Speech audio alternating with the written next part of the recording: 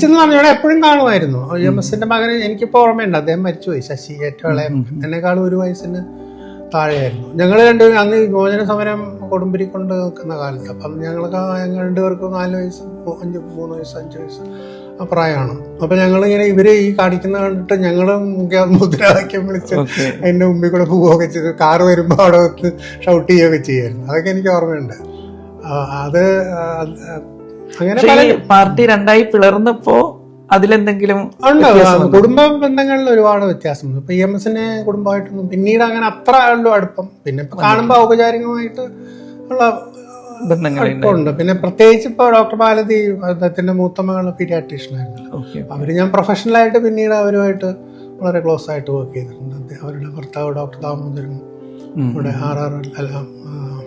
അന്ന് RRL ആണ്, regional research laboratory, തിരുവനന്തപുരത്ത്. അപ്പൊ അത് അല്ലാതെ ഉള്ള ബന്ധം ഒരുപാട് ഇല്ലാതായി.